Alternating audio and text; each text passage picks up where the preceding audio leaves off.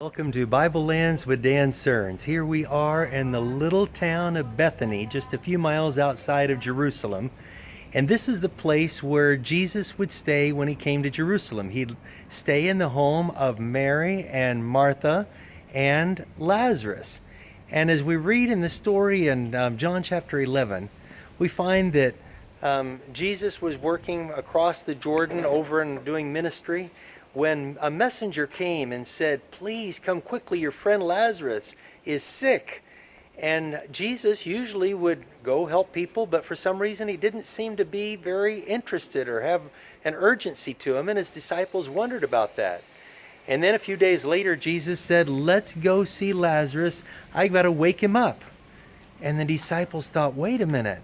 If they sent a message earlier that he was very sick, when you're sick, you can't sleep. And when you finally go to sleep, you're getting better.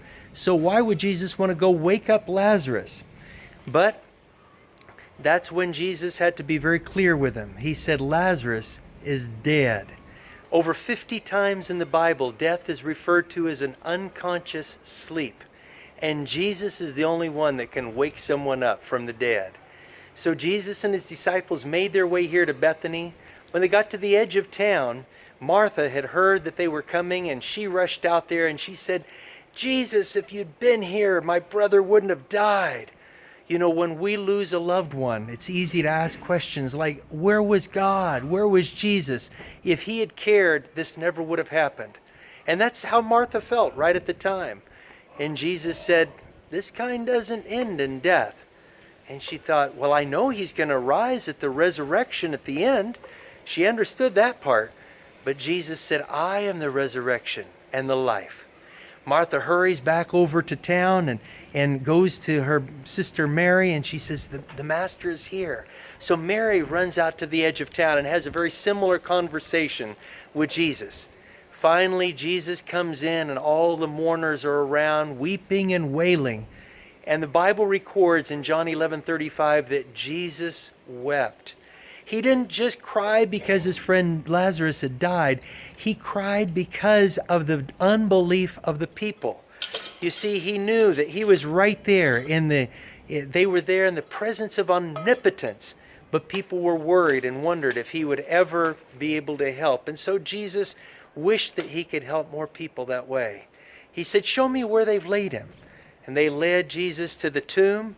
And he said, "Open the tomb." And they said, "Oh, it's been 4 days since he died. He smells bad." But because they'd learned to be obedient to Jesus, they pulled away the stone from the grave. And then Jesus looked up to his Father in heaven and said, "Please show them who you are. Glorify yourself." And then he said, "Lazarus, come forth." And immediately Lazarus began to come out of the tomb right there. And Jesus said, "Unwrap him, loose him, and let him go." You know, when Jesus performs a miracle, it's not the end of the story. He allows people to play a role in helping this person who's just been healed or resurrected to live again. You know, we have all needed to have Jesus show up in our life to say to us, "You're spiritually dead, but I'm going to raise you to life. Trust me."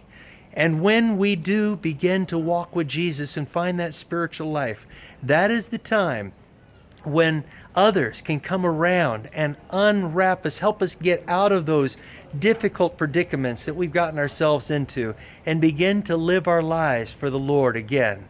So here we are at a place where Jesus walked 2,000 years ago, where he raised the dead, and we can have the hope of the resurrection from the dead when Jesus comes again. In 1 Corinthians 51 and onward, it said, "Behold, I show you a mystery. We shall not all sleep, but we shall be changed in a moment, in the twinkling of an eye at the last trumpet. And this mortal will put on immortality. When Jesus comes again, he will give his faithful people the gift of immortality." So we look forward to that great day of resurrection and reunion and rejoicing.